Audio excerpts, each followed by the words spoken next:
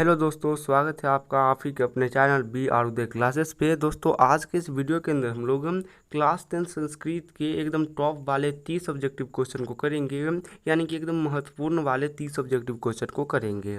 तो वीडियो आपके लिए बहुत ही ज़्यादा इंपॉर्टेंट होगा, क्योंकि यहाँ से आपको 5 नंबर का क्वेश्चन जरूर एग्जाम में पूछा जाएगा। तो वीडियो को आप लोग शुरू से लेकर के अंत तक देखते रहिएगा। चलिए आज के इस वीडियो को शुरू करते हैं। देखिए, पहला जो क्वेश्चन है वो ये कह रहा है कि मंगलम पाठ में कैसे मंत्र संकलित है। तो ये बहुत ही महत्वपूर्ण क्वेश्चन है और आप लोग याद रखिएगा कि मंगलम पाठ के अंदर कैसे मंत्र संकलित है, तो पदात्मक मंत्र संकलित है। तो इसका क्या हो जाएगा, option number B right answer हो जाएगा। नेक्स्ट क्वेश्चन ये कह रहा है कि वेदों की संख्या कितनी है। तो ये क्वेश्चन भी बहुत ही महत्वपूर्ण क्वेश्चन है और आप लोग याद रखिएगा कि वेदों की संख्या कितनी है। तो वेदों की संख्या 4 है। उसके बाद एक और क्वेश्चन पूछेगा कि वेदांगों की संख्या कितनी है। तो वेदांगों की संख्या याद रखिएगा 6 होती है। ठीक है, याद रहेगा कि वेदांगों की संख्या 6 और वेदों की संख्या 4 होती है। अगला क्वेश्चन देखिए, अगला क्वेश्चन जो है वो ये कह रहा है कि महान से भी महान और सूक्ष्म से भी सूक्ष्म क्या है। ये क्वेश्चन 2021 के अंदर पूछा भी गया था। तो बहुत ही महत्वपूर्ण क्वेश्चन है और आप लोग याद रखिएगा कि महान से भी महान और सूक्ष्म से भी सूक्ष्म, यानी कि छोटे से भी छोटे क्या है, तो बाबू आत्मा है। ठीक है, आत्मा होता है। तो इसका हो जाएगा option number C right answer. अगला क्वेश्चन ये कह रहा है कि सदा किसकी जीत यानी कि जय होती है। तो ये भी बहुत ही अच्छा क्वेश्चन है और आप लोगों ने एक सुना होगा सत्यमेव जयते। तो उसका मतलब ये होता है कि सदा सत्य की जीत होती है। तो सदा किसकी जीत होती है बाबू, सत्य की जीत होती है। तो इसका हो जाएगा option number C right answer. अगला क्वेश्चन जो है वो ये कह रहा है कि सबसे बड़ा शत्रु कौन है। तो ये क्वेश्चन ही बहुत ही इंपॉर्टेंट क्वेश्चन है। ठीक है, और बार बार ये क्वेश्चन एग्जाम में पूछा जाता है। तो आप लोग याद रखना कि सबसे बड़ा शत्रु कौन है बाबू, तो जो आलस्य होता है ये सबसे बड़ा शत्रु होता है। तो इसका क्या हो जाएगा, option number B right answer हो जाएगा। अगला क्वेश्चन ये कह रहा है कि शैशव संस्कार में कितने होते हैं। तो बहुत ही अच्छा क्वेश्चन है और आप लोग याद रखिएगा कि जो शैशव संस्कार यानी कि जो बचपन वाला संस्कार होता है ये कितने होते हैं। तो बचपन वाला संस्कार 16 होता है। और याद रखिएगा कि कुल संस्कारों की संख्या कितनी होती है। तो कुल संस्कारों की संख्या 16 होती है। ठीक है, तो ये भी आप लोग याद रखिएगा। अगला क्वेश्चन ये है कि मैथिली भाषा के कवि कौन है।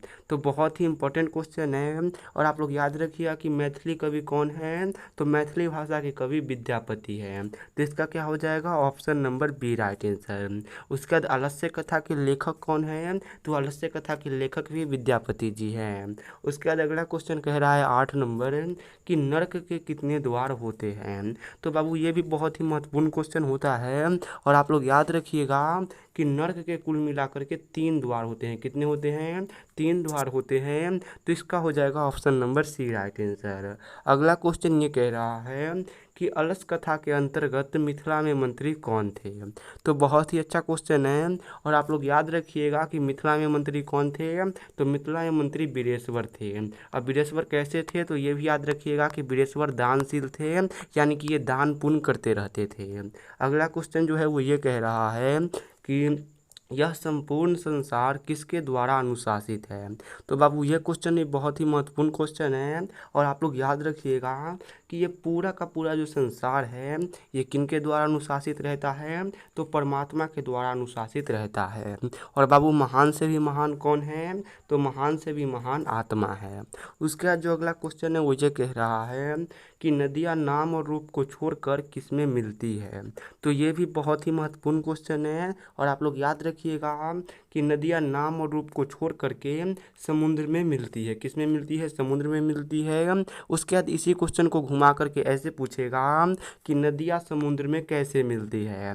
तो आप लोग कहिएगा कि नदियाँ समुद्र में नाम और रूप को छोड़कर मिलती है। ठीक है, यहाँ पे तो option number A right answer होगा।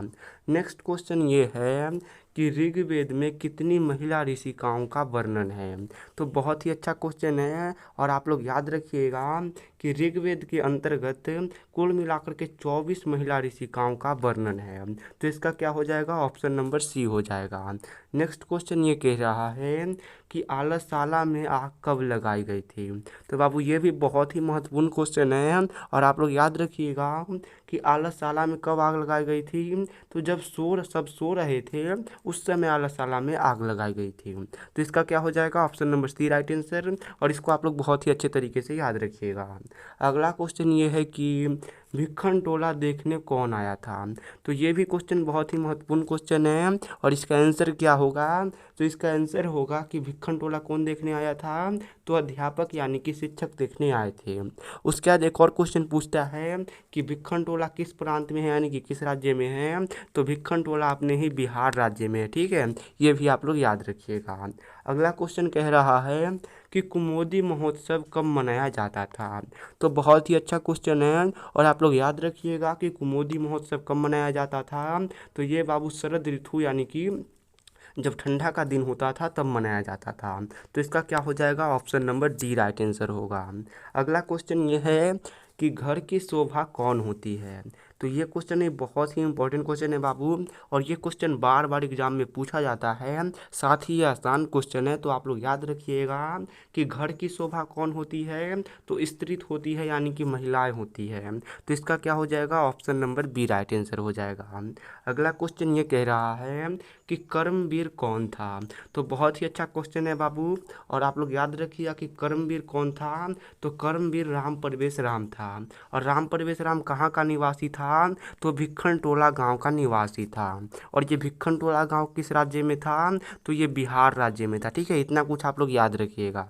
अगला क्वेश्चन कह रहा है कि कुल संस्कारों की संख्या कितनी होती है।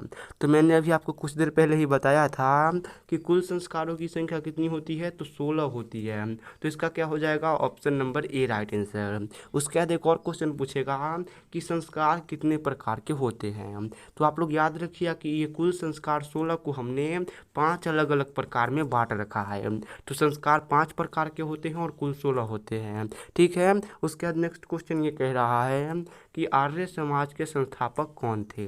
तो बहुत ही इंपॉर्टेंट क्वेश्चन है। यहाँ पे आपको ये बताना है कि जो आर्य समाज था उसकी स्थापना किसने करी थी। तो बहुत ही अच्छा क्वेश्चन है और आप लोग याद रखिएगा कि आर्य समाज की स्थापना किसने करी थी। तो इसकी स्थापना करी थी स्वामी दयानंद ने।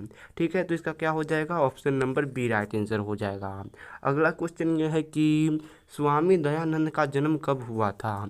तो बहुत ही इंपॉर्टेंट क्वेश्चन है बाबू और आप लोग याद रखिएगा कि स्वामी दयानंद का जन्म कब हुआ था। तो इनका जन्म हुआ था 1824 में। और पूछेगा कि इनका जन्म कहाँ हुआ था, तो आप लोग याद रखिएगा कि इनका जन्म गुजरात के टंकारा नामक गांव में हुआ था। कहाँ हुआ था, गुजरात के टंकारा नामक गांव में। अगला क्वेश्चन ये कह रहा है कि रूप की रक्षा किससे होती है। तो बाबू ये बहुत महत्वपूर्ण से महत्वपूर्ण क्वेश्चन है और आप लोग याद रखिएगा कि रूप की रक्षा किससे होती है। तो रूप की रक्षा मिर्जा से होती है। उसके बाद धर्म की रक्षा किससे होती है, तो धर्म की रक्षा सत्य से होती है। कुल की रक्षा किससे होती है, तो कुल की रक्षा योग से होती है। ये सब आप लोग याद रखिएगा। अगला क्वेश्चन ये कह रहा है कि पटना शब्द किस शब्द से बना है। तो बहुत ही इंपॉर्टेंट क्वेश्चन है और आप लोग याद रखिएगा कि जो पटना शब्द है ये किस शब्द से बना है, तो पतन शब्द से बना है। ठीक है, तो इसका क्या हो जाएगा, option number C right answer हो जाएगा। अगला क्वेश्चन ये कह रहा है कि सिखों के 10वें गुरु कौन थे। तो बहुत ही इंपॉर्टेंट क्वेश्चन है और आप लोग याद रखिएगा कि सिख धर्म है उसके 10वें गुरु कौन थे, तो गुरु गोविंद सिंह थे। और गुरु गोविंद सिंह का जन्म कहाँ हुआ था, तो गुरु गोविंद सिंह का जन्म पटना में हुआ था। ठीक है, आप लोग ये भी याद रखना। अगला क्वेश्चन ये है कि नरक के कितने द्वार होते हैं। तो ये क्वेश्चन तो हमने जस्ट किया ही था कि नरक के कितने द्वार होते हैं, तो 3 द्वार होते हैं। तो इसका हो जाएगा option number C right answer. देखिए अगला क्वेश्चन ये कह रहा है कि मिथिला भाषा के कवि कौन है। तो ये भी हमने करा था कि मैथिली भाषा के कवि कौन है, विद्यापति है। नेक्स्ट क्वेश्चन देखिए, नेक्स्ट क्वेश्चन ये है कि चारों आलसियों को कैसे बाहर किया गया। तो बहुत ही अच्छा क्वेश्चन है। और आप लोग याद रखिए कि जो चारों आलसी थे उनको कैसे बाहर किया गया, तो उनका केस पकड़ करके बाहर किया गया, यानी कि उनके बाल को घींच घींच करके उनको बाहर किया गया। तो इसका क्या हो जाएगा, option number C right answer. अगला क्वेश्चन 27 नंबर ये है कि काव्य मीमांसा के लेखक कौन है। तो बहुत ही अच्छा क्वेश्चन है बाबू। और आप लोग याद रखिएगा कि काव्य मीमांसा के लेखक कौन है, तो काव्य मीमांसा के लेखक राजशेखर है। तो इसका क्या हो जाएगा, option number A right answer हो जाएगा। ठीक है, उसके बाद अगला क्वेश्चन ये है कि भारत महिमा पाठ में किस देश की महिमा का वर्णन है। तो बहुत ही इंपॉर्टेंट क्वेश्चन है। और आप लोग याद रखिए कि भारत महिमा जो पाठ है उसमें किस देश की महिमा का वर्णन है, तो उसमें अपने ही देश भारत महिमा का वर्णन है। ठीक है, किसका वर्णन है, भारत का वर्णन है। तो ऑप्शन नंबर इसका सी राइट आंसर होगा। अगला क्वेश्चन ये कह रहा है कि भिखन टोला गांव कहाँ है। तो ये भी बहुत ही इंपॉर्टेंट क्वेश्चन है। और आप लोग याद रखिएगा कि जो भिखन टोला गांव है ये कहाँ है, तो ये कहीं और नहीं, बिहार में है। और भिखन टोला का निवासी कौन है, तो राम परवेश राम है। और राम परवेश राम क्या है, तो बाबू ये करमवीर है। ठीक है, राम परवेश राम करमवीर है जो भिखन टोला गाँव का रहने वाला था। अगला क्वेश्चन कह रहा है कि आलासाला में आग कब लगाई गई थी। तो ये क्वेश्चन तो हमने जस्ट किया था कि आलासाला में आग कब लगाई गई थी, तो जब सब सो रहे थे तब आग लगाई गई थी। एक और क्वेश्चन पूछेगा कि आलासाला में आग क्यों लगाई गई थी, तो आप लोग कहिएगा कि आलासाला में आग क्यों लगाई गई थी, तो आलसियों की परीक्षा लेने के लिए लगाई गई थी। ठीक है, तो होप कि आपको आज का वीडियो पसंद आया होगा।